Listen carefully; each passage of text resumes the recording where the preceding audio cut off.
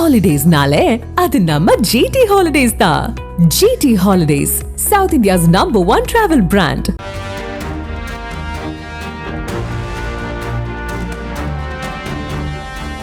அடுத்த 4 நாட்களுக்கு தமிழகத்தில் பனிப்பொழிவு அதிகரிக்க உள்ளது. வடகிழக்கு பருவமழையில் ஏன் இந்த திடீர் பனிப்பொழிவு? வரைகலையில் விவரிக்கிறார் இணை ஆசிரியர் கார்கே. தமிழகத்தில் அடுத்த 4 நாட்களுக்கு பனிப்பொழிவு அதிகரிக்க இருக்கிறது. அதாவது குளிர்காற்று வீச இருக்கிறது அப்படின்ற தகவல் கிடைத்திருக்கிறது. ஏன் எதனால் அப்படின்னு பார்க்கலாம். இப்போது வடகிழக்கு பருவமழை காலம். இந்த காலகட்டத்தில் மாலை நேரத்திற்கு பிறகு பனிப்பொழிவோ அல்லது குளிரோ நம்ம லேசான அளவில் உணர்வோம். ஆனால் டிசம்பர் எண்டில் தான் தீவிரமான ஒரு சூழலை நம்ம பார்ப்போம். ஆனால் இப்போவே இது தொடங்கி விட்டது, மழை பெய்யக்கூடிய நேரத்தில் இது தொடங்கி விட்டது அப்படின்றத பார்க்குறோம். ஏன் அப்படின்றத நம்ம பார்க்குறோம். இப்போது நாம் பார்ப்பது காற்றினுடைய நிலை. காற்றை பொறுத்த வரைக்கும் கிழக்கு காற்று சாதகமாக இன்னும் வரல. கிழக்கு காற்று வந்தது அப்படின்னா இப்போ நமக்கு மழை பெய்யும். கிழக்கு காற்றும் வரணும், இங்கிருந்தும் காற்று வரணும். அப்படி வந்தது அப்படின்னா நமக்கு மேகங்கள் உருவாகி மழை பொழிவு இருக்கும். சரி, இப்போ எப்படி குளிர் அதிகரித்திருக்கிறது அடுத்த 4 நாட்களுக்கு அப்படின்றது எப்படி அதிகரிக்க போகிறது அப்படின்றத நம்ம பார்க்க போகிறோம். வட இந்திய நிலப்பரப்பில் ஒரு ஹை ப்ரெஷர் உருவாகி இருக்கிறது அப்படின்றது பார்க்குறோம். லோ ப்ரெஷரில் ஹை ப்ரெஷர் உருவாகி இருக்கிறது. இந்த ஹை ப்ரெஷர் என்ன பண்ணுதுன்னா காற்றை மேலிருந்து உள்ளாக செலுத்துகிறது. இதனால் உள்ளே ஏற்பட்டிருக்கக்கூடிய மாற்றம், உள்ளே என்ன மாற்றம் ஏற்பட்டிருக்கு நீங்கள் கேட்கலாம். இப்போது நம்ம பார்ப்பது 5500 மீட்டர் உயரத்தினுடைய நிலையை பார்க்குறோம். சர்ஃபேஸில் பார்த்தோம்னா இது தெரியாது. சர்ஃபேஸை பார்த்தோம் அப்படின்னா இந்த உயரத்தில் எதுவுமே இல்லாதது போல தான் இருக்கும். ஹை ப்ரெஷர் அப்படின்னு தான் தெரியும். அதாவது நம்ம நில மட்டத்தில் இது நம்ம உயரம் கொண்டு பார்க்கின்ற போது 500 HPAல பார்த்தோம்னா 5500 மீட்டர் உயரத்தில் பார்க்கின்ற போது இந்த உயர் அழுத்தமும் இதனால் ஏற்பட்டிருக்கக்கூடிய காற்று சுழற்சியும் இங்கேருந்து புஷ் பண்ணுது அப்படின்றத நம்ம பார்க்குறோம். இப்படி இருக்கின்ற போது நம்ம ஈரப்பதத்தை பார்க்க வேண்டும்.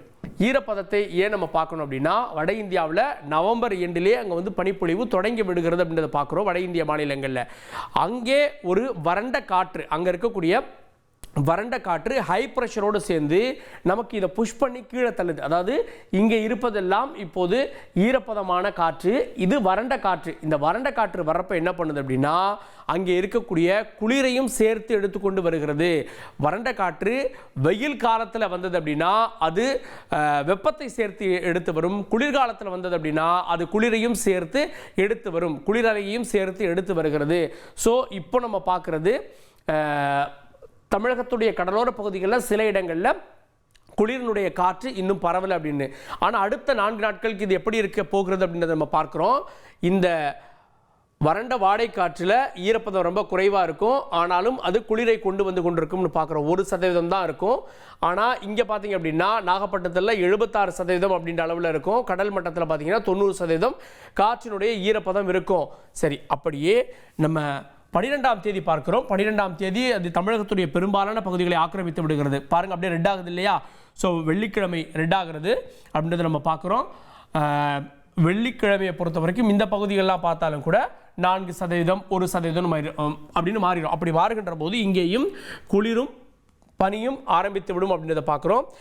13ஆம் தேதியை பொறுத்த வரைக்கும் இதே மாதிரி தான். 13ஆம் தேதி அப்படியே இருக்கிறது. ஆனால் 13ஆம் தேதியில் பாருங்கள் இலங்கையிலையும் குளிர் தொடங்கி விடும் அப்படின்றத பார்க்குறோம். 14ஆம் தேதி இலங்கையை தாண்டியும் குளிர் நீடிக்கிறது அப்படின்றத பார்க்குறோம். 15ஆம் தேதி பாருங்கள், 15ஆம் தேதி மதிய நேரம் வரைக்கும் நம்ம பார்க்குறோம். 15 முழுவதுமே கூட நமக்கு குளிருக்கான வாய்ப்பு தான் இருக்கிறது. 16ஆம் தேதி தான் இந்த குளிரானது மெல்ல நீங்குகிறது. காரணம் என்னன்னா கிழக்கு காற்று வர தொடங்குகிறது. அப்படியே இந்த சிவப்பு ப்ளூவாக மாறுகிறது. ஈரப்பதமான காற்று வருகின்ற போது அது புதிய மேகங்களை கொண்டு வரும். இந்த வறண்ட காற்று மேலிருந்து கொண்டு வந்து கொண்டிருக்கக்கூடிய அந்த குளிர் அப்படின்றது போகும். இந்த ஈரப்பதம் இங்கே வரும் அப்படின்றத நம்ம பார்க்குறோம். ஸோ 16க்கு மேலே கொஞ்சம் ஓரளவு சாதகமாக இருக்குது அப்படின்றத நம்ம பார்க்குறோம். இந்த 4 நாட்களுமே ஒரு குளிர் தீவிரமாக இருக்கும். குளிர் அப்படின்றீங்களே எவ்வளோ இருக்கும் அப்படின்னு நீங்கள் கேட்பது புரிகிறது. வானிலை ஆய்வு மையம் சொல்லியிருப்பது 2 to 3 டிகிரி சராசரியாக குறைய வாய்ப்பு இருக்கிறது அப்படின்றாங்க. ஆனால் வெப்பநிலையை நம்ம எடுத்துக்கொள்ளலாம். வெப்பநிலை எப்படி இருக்கும் அப்படின்னு நம்ம பார்க்கலாம். வெப்பநிலையை பொறுத்தவரையில் தரையில் எவ்வளோ இருக்கும் அப்படின்னா பகல் நேரத்தில் 12ஆம் தேதி நம்ம பார்க்குறோம். 12ஆம் தேதி அதிகாலை எல்லாம் பார்த்தீங்க அப்படின்னா 18 டிகிரி செல்சியஸ் அப்படின்றத நம்ம பார்க்கிறோம். 20 டிகிரி செல்சியஸ் சென்னை போன்ற இடங்களில் 22, 21, 22, அதாவது நீங்கள் ஏசியே போட வேணாம் அப்படின்றதான் காலை நேரத்துடைய நிலவரமாக இருக்கிறது. அதே நேரத்தில் ஊட்டிக்கெல்லாம் போயிட்டீங்கன்னா 14 அப்படின்னு இருக்குது, 13 அப்படின்லாம் இருக்கிறது அப்படின்றத பார்க்குறோம். 13, 14 இருக்கிறது. அப்படியே பகல் நேரத்தில் பாருங்கள், பகல் நேரத்தில் நமக்கு ஒரு 11, 12 மணிக்கெல்லாம் நல்ல ஒரு மணிக்கெல்லாம் வெயில் அடிக்கும். ஆனாலும் கூட சென்னையில் பாருங்கள், சென்னையில் எவ்வளோ இருக்கும் அப்படின்னா, சென்னையை பொறுத்த வரைக்கும் 27 டிகிரி தான். எப்போ மதியம் 1 மணிக்கே. ஸோ 27, 28 தான். வேலூரில் எப்போவுமே வெயில் அடிக்கும். வேலூரில் 26 தான் காட்டுகிறது. எப்போ வெள்ளிக்கிழமையை பொறுத்த வரைக்கும் 12ஆம் தேதி. அதே நேரத்தில் பகல் நேரத்தில் ஊட்டிலலாம் பார்த்தீங்கன்னா 22, கொடைக்கானலில் பார்த்தீங்க அப்படின்னா 21 இருக்கிறது. அப்படியே இரவு நேரத்துக்கு சென்று விடுவோம். இரவு நேரத்தை பொறுத்தவரையில் ஒரு 10 மணிக்கு நம்ம பார்க்குறோம். 10 மணிக்கு எப்படி இருக்கும் அப்படின்னா, 10 மணிக்கு சென்னையில் 21, 20 சென்னை ஏரியா 20 டிகிரி செல்சியஸ் சென்னையில் வெப்பநிலை செல்வதற்கு வாய்ப்பு இருக்கிறது. ஏசி போட தேவையில்லை. நம்ம ஊட்டியில் இருப்பது போன்ற ஒரு சூழலை உணரலாம். வேலூரில் 17 மாறிவிடுகிறது, 17, 16 அப்படின்னு மாறிவிடுகிறது. சேலம் போன்ற பகுதிகளில் 19 அப்படின்னு பார்க்குறோம். மற்ற பகுதிகள் அதாவது நெல்லையிலலாம் 21 இருக்கிறத பார்க்குறோம். மதுரை போன்ற பகுதிகளில் 22 இருக்கிறது. ஊட்டியில் பார்த்தீங்க அப்படின்னா கொடைக்கானலில் 13 டிகிரியாக காட்டுகிறது. பாருங்கள், கொடைக்கானலை பொறுத்த வரைக்கும், ஊட்டியை பொறுத்த வரைக்கும் 11 அப்படின்லாம் காட்டுகிறது அப்படின்றத நம்ம பார்க்குறோம். அதிகாலை நேரத்தில் இன்னும் அது குறைவதற்கான வாய்ப்புகள் இருக்கிறது. அதிகாலை 5 மணிக்கெல்லாம் பார்த்தீங்க அப்படின்னா இன்னும் அது குறைந்து செல்வதற்கான வாய்ப்பு. பாருங்கள், 9 டிகிரி செல்சியஸ், 10 டிகிரிக்கு கீழே கொடைக்கானலில் 13ஆம் தேதி அதிகாலையில் 9 டிகிரி போயிடும். அப்படி 9 டிகிரி போகிறப்பெல்லாம் பனி படர்ந்து புல்வெளிகள் காணப்படும். வெளியிலே வர முடியாது, புகை மூட்டம் மாதிரி இருக்கும் அப்படின்றத 12ஆம் தேதி கடந்து 13ஆம் தேதி பார்க்க போகிறோம். 9 டிகிரி செல்சியஸுக்கு சென்றுவிடும் அதிகாலை நேரத்தில். அப்போ நம்ம சென்னைக்கு வருவோம். சென்னையை பொறுத்தவரையில் 18 டிகிரி செல்சியஸ். அதிகாலையில் 13ஆம் தேதி 18 டிகிரி செல்சியஸ் அளவுக்கு வானிலை குளிர்ந்து பனியாக மாறிவிடும் அப்படின்றத பார்க்குறோம். இதே போன்ற ஒரு நிலை தான் 14ஆம் தேதியும் இருக்கும். 14ஆம் தேதியும் பாருங்கள், 14ஆம் தேதி இரவை பொறுத்த வரைக்கும் இதே மாதிரி தான் 14 வரை செல்லும் அப்படின்னு பார்க்குறோம். 15ஆம் தேதி ஓரளவு, அதாவது இந்த நிலையிலிருந்து கொஞ்சம் வெப்பநிலை அதிகரிக்கும் அப்படின்றத பார்க்குறோம். ஸோ நமக்கு 11, 12, 13, 14, 15 வரை இந்த மாதிரியான ஒரு குளிர்ந்த நிலை காணப்படும்.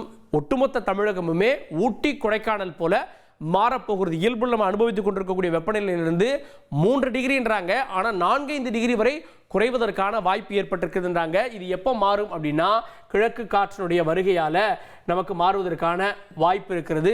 சரி, கிழக்கு காற்று வந்தது அப்படின்னா என்ன பண்ணும் அப்படின்னா, இங்கே பாருங்கள், இங்கே மேகக்கூட்டமே இல்லை, லேசாக சில மேகங்கள் இருக்கிறது. இங்கே கிளியராக இருக்குது. அதனால தான் இங்கே வறண்ட காற்று பனியை பரப்பி கொண்டிருக்கிறது. அது இங்கேயும் கொஞ்சம் புஷ் பண்ணிட்டு இருக்கு.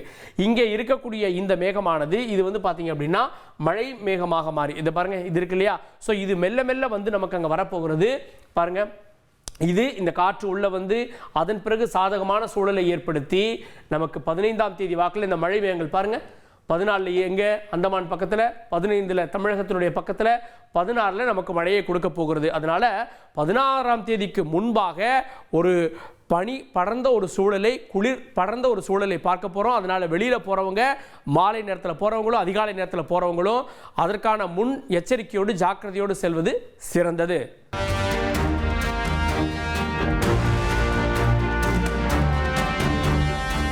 Holidays-nale, அது நம்ம GT Holidays தான்.